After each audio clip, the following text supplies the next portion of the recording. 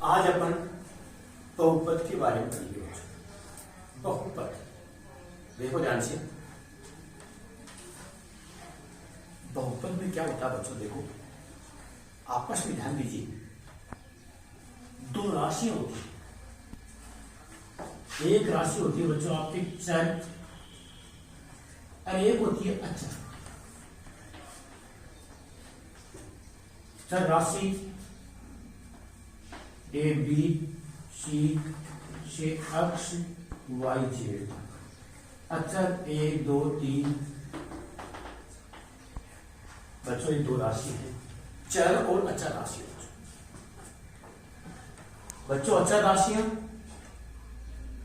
Constant मान होता है, कांस्टेंट बोलते हैं, यानी इनका फिक्स मान है। चर राशि है, ये मानने में काम ले जाती। कोई कहे माना इसको अक्षर पे मिले, माना वो मिले। तो बच्चों जब दोनों चर और अचर राशियां गणितीय संक्रियाओं से, गणितीय संक्रिया आप जानते हैं, जोड़ बाकी गुणा भाग से आपस में एक बंधन में जुड़ जाती है, एक बंधन उनका बन जाता है बच्चों। तो आपके इनसे किसी एक चर राशि के रूप में, जैसे मान लो आपके दोनों जुड़ गए, एक आपके जुड़ गया दो अक्ष जुड़ गया। आप जानते हैं अक्ष है प्लस 3। बच्चों ये आपका एक रैखिक समीकरण है, रैखिक समीकरण यानी ध्यान देना, अक्ष की जो घात है इसमें 1 है। अक्ष की घात कितनी बच्चों? 1। मान लीजिए अपन कांस्टेंट किसी राशि को मान लेते हैं, कांस्टेंट के मान ही। जैसे मान लीजिए अपने एक फलन होता है x। बच्चों fx फलन है, इसमें जैसे मान लो अपन मान लेते हैं a0 plus a1x plus a2x square plus a3x cube plus an और x की है। ये आपका एक बीजीय व्यंजक है। बीजीय व्यंजक आपके सामने है, लेकिन देखिए ध्यान से, इसमें देखो इसमें कई पद हैं, 1 पद 2 पद 3 पद 4 पद n पद है कुल। तो बच्चों ये अक्ष की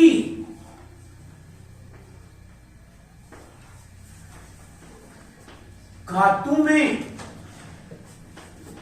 बहुपद है। ये बहुपद है लेकिन अक्ष की घातों में है, अक्ष की घातों में। बच्चों ये मान लेते हैं अपन, जो a0 a1 a2 ये आपकी अचर नियतांक हैं, यानी इनमें गणितीय संख्याएं आएंगी आपकी, अचर संख्याएं आएंगी आपकी।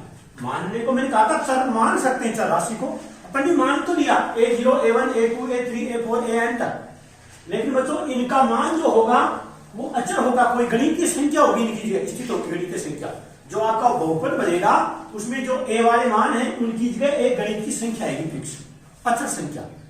अक्ष आपकी चर राशि आएगी, इसका मतलब यह अक्ष में बहुपद है।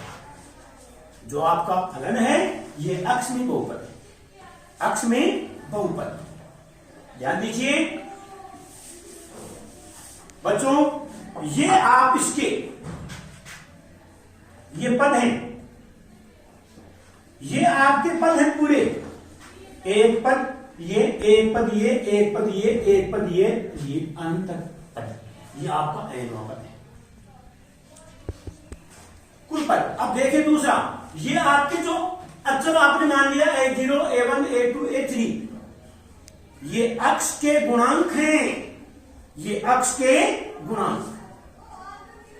इसका मतलब है जो अक्ष की घात है वह है अक्ष की घात बहुपद में ऋणोत्तर पूर्णांक है। अक्ष की घात ऋणोत्तर पूर्णांक, इसका मतलब ऋणोत्तर पूर्णांक का अर्थ होता है कि धनात्मक संख्याएं पूर्णांक वाली। आप जानते पूर्णांक 0 माइनस 1 2 3 प्लस 1 2 3 पूर्णांक होता है सारा। तो धनात्मक संख्याएं या इसको कह सकते हैं अथवा पूर्ण संख्याएं हैं। बच्चों जो अक्ष की घात होगी वह पूर्ण संख्या प्राप्त होगी। यानी अक्ष की घात 0 भी हो सकती है, यहां अक्ष की घात 0 है बच्चों। इसलिए 0 होने पर जब अक्ष की घात 0 इसका मान एक आ गया बच्चों, तो 0 होने पर अपने अक्ष की घात 0 को हटा दिया। तो जो अक्ष की घात है वह ऋणोत्तर पूर्णांक है। ऋणोत्तर पूर्णांक का दूसरा नाम है पूर्ण संख्याएं हैं। पूर्ण संख्या मतलब 0 से होती, लेकिन मैंने इसकी जगह लगा दिया ऋणोत्तर पूर्णांक। बात एक ही बच्चों, धनात्मक पूर्णांक होता ना वो ऋणात्मक संख्या भी आती है। धनात्मक पूर्णांक ऋणोत्तर ऋण से तिर गए तो धनी बच गया। क्या बच गया? धनेतर धन से तिर गए ऋण बच गया, उल्टा नाम। तो फिर उसको पूर्णांक संख्याएं भी कहते हैं। पूर्ण संख्या होगी या ऋणोत्तर पूर्णांक, बात एक ही बच्चों। अब देखिए बच्चों अपने इसके अंदर ये अक्ष की घात। अब देखो दूसरी बात, यह है कितनी घातीय बहुपद है? यह बहुपद n घातीय बहुपद है। n घातीय बहुपद है बच्चों। ये कितनी घातीय है? n घातीय। अब देखो दूसरा चीज मान लो पढ़ने, ये फलन है f(x) बराबर ax प्लस b। ये आपके ध्यान है ना, अक्ष भी मानते हैं पर, और ये कोष्ठक राशि है a b। तो ये एक घातीय बहुपद है। एक घातीय को अपन सरल रेखिक समीकरण भी कहते हैं। ये एक घातीय बहुपद है। अब देखिए दूसरा ax² plus bx plus c। ये बच्चों द्विघातीय, बच्चों अक्ष की उच्चतम घात उत्तरी घातीय बहुपद होता है, तो द्विघातीय बहुपद है।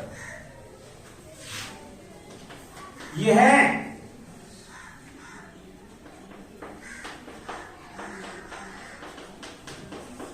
यह त्रिघातीय बहुपद है। ऐसे बच्चों ये n घातीय हो गया आपका, n घातीय बहुपद। ध्यान से दूसरे बच्चों आप इसमें एक और इंपॉर्टेंट चीज है, जितनी घातीय बहुपद होता है उतने उसके शून्य विद्यमान होते हैं। यानी अक्ष के उत्तरी मान अक्षर मान रखने पर उसका मान शून्य हो जाता है बच्चों, रखने पर उसका मान शून्य हो जाता है। ध्यान देना बच्चों, जैसे मान लो आपका है ये x प्लस 2 है, इसका मतलब x का मान 1 ऐसा होगा शून्य की जो इसको 0 करेगा बच्चों। तो शून्य के लिए सामने पर 0 करते हैं, तो x बराबर -2, यानी इसका शून्य 1 ही है -2। आपको कोई कहते हैं जो x प्लस 2 है इसका शून्य क्या होगा? सिर्फ और सिर्फ 1 ही होगा, -2। इसमें -2 रख दें तो इसका मान बच्चों 0 हो जाता है। इसका मतलब इसका शून्य 1 ही है, इसका शून्य 1। जैसे मान लो आपका आ जाए x -5, इसका शून्य 1 ही है, इसका शून्य है x बराबर 5। 5 रखने पर इसका मान 0 होगा और किसी से भी नहीं होगा, सिर्फ एक शून्य है इसका। ऐसे ही अब देखो बच्चों अपन द्विघातीय के बारे में चर्चा करते हैं। द्विघातीय जो अपना होता है उसके बारे में देखते हैं बच्चों। जो द्विघातीय आपका होता है, द्विघातीय बहुपद है ax² plus bx plus c। ये आपका द्विघातीय बच्चों। इसके शून्य हमेशा 2 होते हैं, इसके शून्य हमेशा 2 होते हैं बच्चों। इसके शून्य ज्ञात करने के बच्चों इसके शून्य ज्ञात करने की अपने 3 विधियां हैं। 3 विधियां जिससे शून्य ज्ञात कर सकते हैं, पर द्विघातीय बहुपद के शून्य का दूसरा नाम मूल भी होता है। शून्य ज्ञात करने की 3 विधियां हैं। एक है गुणनखंड विधि,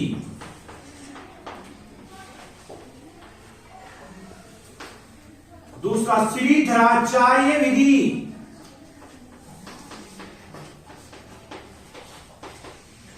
और तीसरी होती है बच्चों पूर्ण वर्ग विधि। बच्चों ध्यान देना, इसके शून्य अपन द्विघातीय जो होता है, द्विघातीय समीकरण, इसके शून्य का अपन 3 विधि से निकाल सकते हैं। गुणनखंड विधि से, श्रीधराचार्य से और पूर्ण वर्ग विधि से। बच्चों ध्यान देना, कई जो आपका द्विघातीय होता है आपका, तो उसमें गुणनखंड विधि काम नहीं करती है। जैसे रूट के मान प्राप्त हो जाते हैं, जो शून्य के रूट के आ जाते हैं, उसमें बच्चों ये दोनों विधियां पास होती है, ये तो फैल नहीं होती। कोई भी शून्य आप कैसा भी हो, उसको विधि से निकाल सकते हैं। दूसरी बात बच्चों, जो शून्य है, जो मूल है, उसकी भी प्रकृति अपन चेक करेंगे इसके अंदर कि प्रकृति कैसी होती है। बच्चों प्रकृति भी इसमें पर चेक करेंगे। जो शून्यकों की प्रकृति चेक करना, बच्चों शून्यकों की प्रकृति चेक करने के लिए अपने b² - 4ac, इसका नाम है विविक्त कर। बच्चों ये शून्य की प्रकृति चेक करने की मशीन है। मूल या शून्य किस प्रकार के होंगे, उसकी प्रकृति कैसी होगी। सर्व की प्रकृति होती है डसना, विद्यार्थियों की प्रकृति होती है पढ़ना, न पढ़े तो प्रकृति तो उसकी होती है।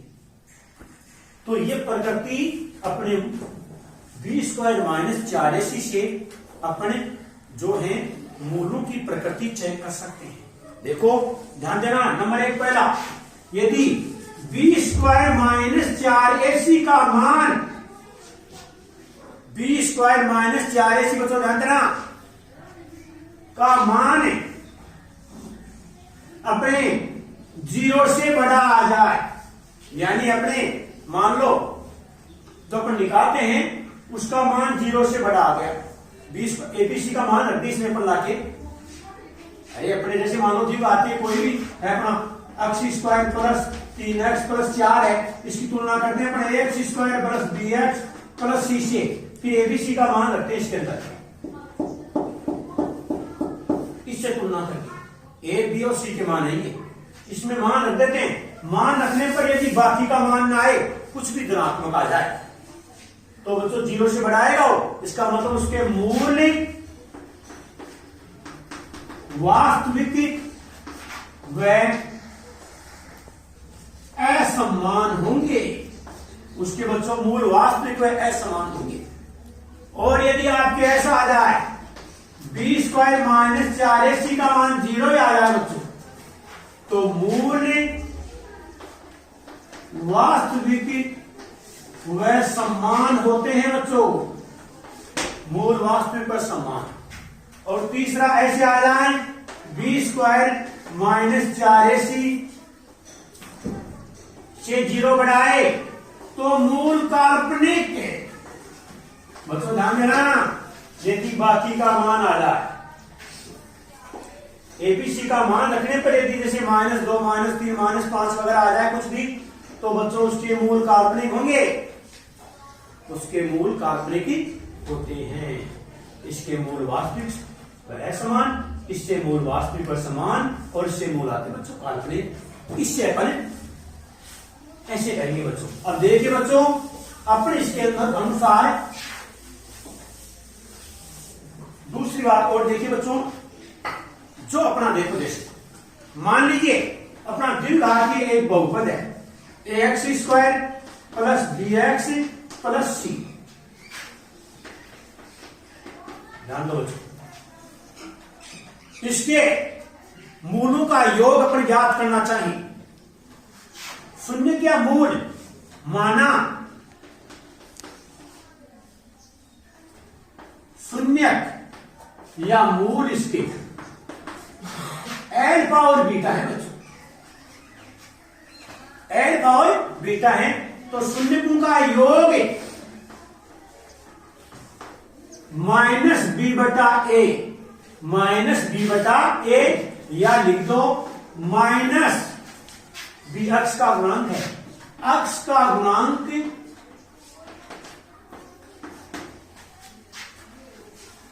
बटा अक्ष स्क्वायर का गुणांक, और शून्य का गुणा सी बटा ए, या अचर वाली अचर नियतांक, यानी अक्ष की घात 0 वाला इसमें यही है, बता अक्ष स्क्वायर का गुणांक। बच्चों आप जो द्विघातीय आपका समीकरण है उसमें एबीसी का मान इससे तुलना करके निकाल दें, और फिर इस बी में ए का भाग दे दें, तो जो मान आएगा वो शून्यकों के योग के बराबर ही आएगा, और सी में ए का देते तो गुणा के बराबर आएगा। ये याद रख लो, या ये दोनों में से एक, दोनों कोई जरूरत नहीं है, ये याद रखो, शून्यकों का योग बराबर माइनस बी बटाई, शून्यकों का गुणा बराबर सी बटाए बच्चों, ऐसे दोनों में से कोई सा आप याद रखो। द्विघातीय है तो अपने इसी निकाल सकते हैं कि कैसे हैं। अब देखो बच्चों, अपने इसी में एक संबंध भी करेंगे, एक जांच कि वास्तव में इससे सत्यापित होता है क्या, ऐसा प्रश्न पर करने जा रहे हैं जिसमें सत्यापित कर देते हैं बच्चों, सत्यापित करना कि वास्तव में ऐसा है क्या। देखो जैसे है पहले का दूसरा है, देखो बच्चों 6x square, 6x square minus x और -2। देखो बच्चा ध्यान से, इसकी अपन तुलना करते हैं। देखो तुलना ax square plus bx plus c से बच्चों, देखिए ध्यान से तुलना किया आपने, तो a का मान आ गया, देखो ध्यान से a का मान 6 आ गया, b आ गया बच्चों कुछ भी नहीं है तो -1, और c आ गया बच्चों -2, c आ गया आपका -2। ध्यान दीजिए c -2 आ गया, तो शून्यकों का योग आप जानते हैं -b बटा a होता है। तो देखिए ध्यान से, -b, माइनस चिन्ह में माइनस का एक और a का मान आपके 6, तो माइनस माइनस प्लस, यानी 1/3 आ गया, शून्यकों 1/6 आ गया, सॉरी शून्यकों का योग। मैंने कहा था -b बटा a सूत्र है, शून्यकों का गुणा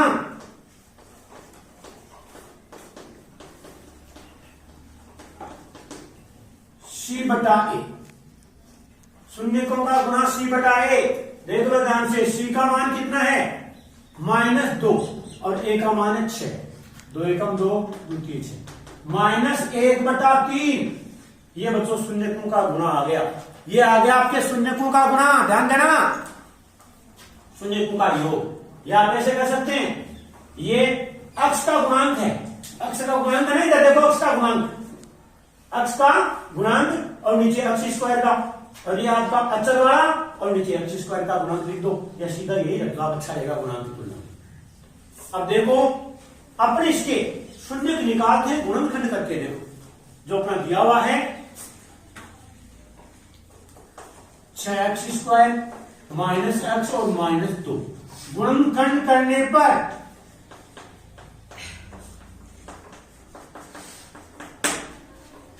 गुणा करने पर तो बच्चों आने चाहिए 6 दूनी 12, 6 दूनी माइनस के 12, अंतर है बाहर माइनस का चिन्ह है लास्ट में, इसका मतलब टुकड़े करेंगे वह अंतर में आएगा, किसमें आएगा अंतर में। तो गुणा तो क्या आए, गुणा तो आए 6 दूनी 12 और अंतराय एक है बीच में अंतराय एक का, तो अपने एक से शुरू कर दो। एक तो ले लिया, एक के अंतर से 2 गुना 12 नहीं है, कैंसिल।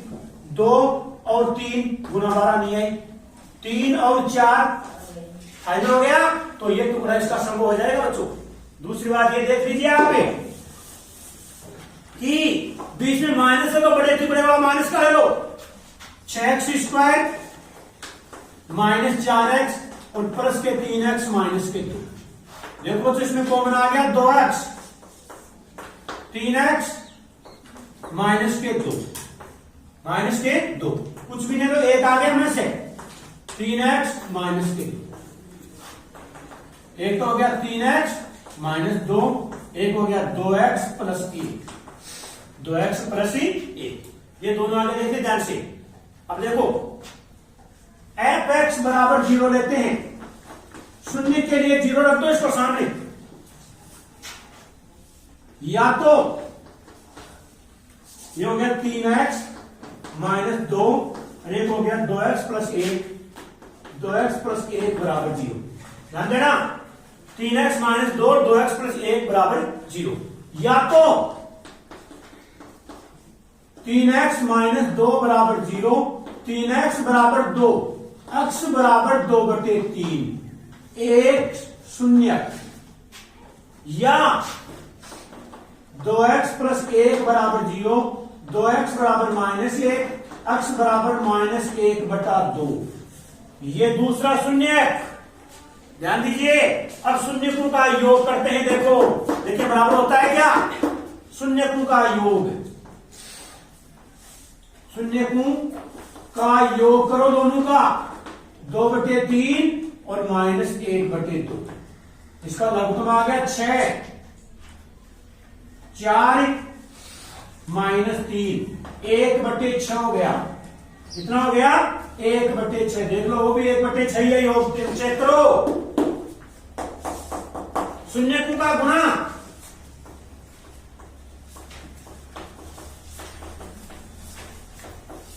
गुणा करो इसका, 2/3 गुणा -1/2, कट गया 2 से 2, ये माइनस का चिन्ह है, -1/3।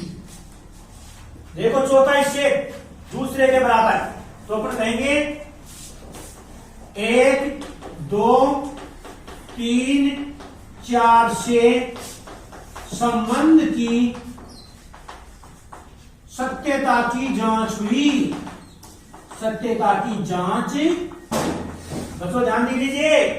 फिर देखो एक और देख लो, इसको एक पर तो आपने इसके गुणनखंड करके 2 शून्य, आपने इनका जोड़ किया, इनका जोड़ आ गया 1/6 आ गया। जोड़ किया था बच्चों, माइनस तो अंदर था तो प्लस माइनस माइनस हो गया, लेकिन जोड़ किया था अपन ने तो 1/6 आ गया। वो देखो अपन ने एक जोड़ करने का तरीका है, c बताए माइनस b बताए, एक जोड़ का तो माइनस b बताए, वो भी 1/6 आ गया। तो पहला और तीसरा बराबर हो गया, एक समान सही हो गया। फिर दूसरा गुणा c बताए, तो इसका आ गया -1/3। वैसे उनका गुणा भी -1/3 ही आया। इसका मतलब चारों से सिद्ध हो गया। तो अपन ने जो निकाला था ना वो भी सही है, ये भी सही है, तो संबंध की सत्यता की जांच होगी बच्चों। उतारो, ध्यान दीजिए। देखो इधर, देखो ये क्या करा है, ये करा है द्विघातीय बहुपद ज्ञात कीजिए जिसके शून्यकों के योग तथा गुणनफल क्रमशः है। ये तो योग है, ये गुणनफल, ये योग है, ये गुणनफल। उसका उल्टा है बच्चों, तो पीछे वापस था। तो देखिए ध्यान से, द्विघातीय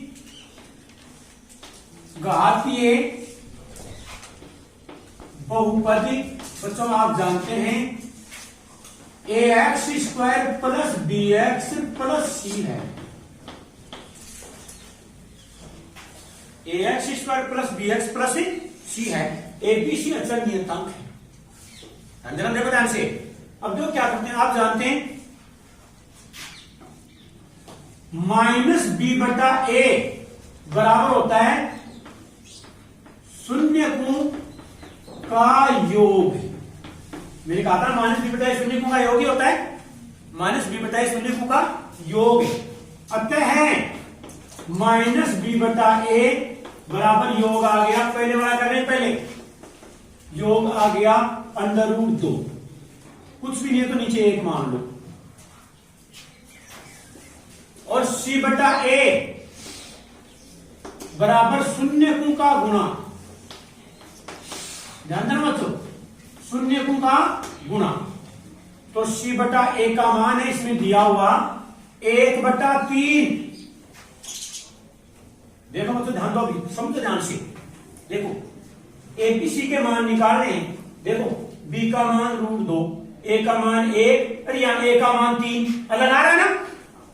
देखो बच्चों ध्यान देना, विशेष तौर से इंपॉर्टेंट चीज है, यदि a का मान यहाँ देखो, यहाँ भी a का मान बराबर ही आ जाता तो आपके b का मान तो ये हो जाता और c का मान ये हो जाता, लेकिन a का मान देखो अलग अलग आ रहा है ना। देखो जैसे पहला प्रश्न है, इसमें अगर संख्या होती है 4 5 ऐसे हो, तो उसमें तो सीधा a का मान समान ही होता है, तो b का मान ये, c का मान ये, सीधा आ जाता है बटे में, तो होल का ये बटे में उसके लिए सोचना पड़ता है। तो नीचे 1 3 है ना, 1 और 3, इसको तो इससे गुणा कर दो, इसको इससे, ध्यान रखना हर वाली संख्या को बराबर करने के लिए, तो हर वाली संख्या यहाँ 3 है यहाँ 1, तो क्या करें, इसको ऊपर नीचे 3 से गुणा कर दें, ध्यान देना। देखो तो ये क्या हो गया, ऊपर नीचे 3 से गुणा करने पर 3√2/3 नंबर 1, और ये हो गया 1/3 नंबर 2। अब देखिए ध्यान से, बताओ a का मान दोनों में समान है ना, a का मान a बराबर कितना हो गया 3, a बराबर कितना हो गया रे 3, और b बराबर कितना होगा, बताओ ये माइनस उधर चला गया, ये माइनस उधर ही चला गया। देखिए ध्यान से, तो b बराबर कितना हो गया, बोलो समान किया ना अपने, बोलो b का मान कितना हो गया, बताओ 3√2 और माइनस का चिन्ह, ये माइनस तो लगी गया ना, 3√2 माइनस का चिन्ह, और बताओ c कितना हुआ रे 1, c कितना हो गया, अरे c 1 हो गया, देखो ध्यान से c 1 हो गया, ये मान रख दो इसमें रख दो, ये मान रखने पर रखो a का मान 3x², b का मान रखो -3√2x, और c का मान रखो +1, ये आपका द्विघातीय बहुपद है, उतार लीजिए आप। तो ध्यान दो, पहला तो हो गया पूरा, हो गया पहला। अब दूसरे में देखो, योग यानी -b/a बराबर आपके है दूसरे भाग में -1/4, और c/a है बराबर 1/4। देखो ध्यान दो, a का मान दोनों में समान ही है, a बराबर 4, और b का मान माइनस से माइनस कट गया, b बराबर 1 और c बराबर 1, c बराबर 1। देखो ध्यान से, दोनों को गुणा करने की जरूरत नहीं पड़ी, तो आपके इसमें रख दो वापिस ax², a का मान 4x² bx प्लस का c, ये बच्चों आपके प्राप्त हो गया, इसका मान उतार दो। ध्यान दीजिए, द्विघात बहुपद x² -8x + k में शून्य के वर्गों का योग 40 है, तो k का मान ज्ञात करो। बच्चों ध्यान देना, माना शून्य अल्फा बीटा है, बच्चों दो शून्य की होंगे, द्विघात के, त्रिघात के 3 होते हैं, एक आते हैं जो रेखीय समीकरण उसमें 1 होता है, तो आप जानते हैं alpha plus beta, alpha plus beta बराबर होता है -b/a, तो देखो -b का मान कितना है, तुलना करके देखो, x² + bx + c से, तो b का मान -8 है, -8, और a का मान 1, यानी अल्फा प्लस बीटा का मान 8 आ गया बच्चों। अल्फा गुणा बीटा c/a, c का मान कितना आपके k, और इसका मान 1 है, ये हो गया दूसरा।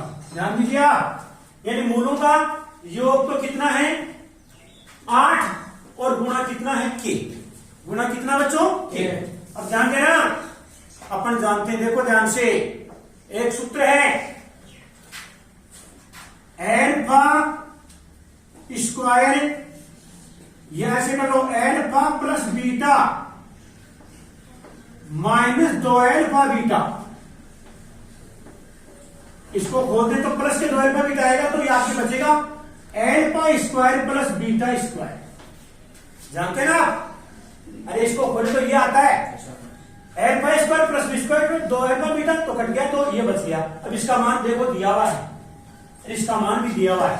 इसका मान कितना है 8 का होल स्क्वायर माइनस 2 गुना के बराबर इसका मान कितना दिया हुआ है 40, 64 माइनस 2 के बराबर 40, माइनस 2 के बराबर 40 और ये माइनस के हो गए 64, माइनस 2 के बराबर माइनस के 24, तो के बराबर माइनस 24 बटे माइनस के 2 बच्चों, के का मान आ गया आपके 12। ध्यान देना, योग ये गुना ये। अब आप जानते हैं ये सूत्र स्थापित होता है एल्फा प्लस बीटा का whole square minus 2 alpha beta बराबर alpha square plus beta square. इसको खोलेंगे alpha square plus beta square plus 2 alpha beta, तो ये माइनस वाला कट जाएगा, इससे ये बचेगा। ये इसलिए बनाया है ताकि इसके वर्गों का योग लिख सके। उतारो बच्चों।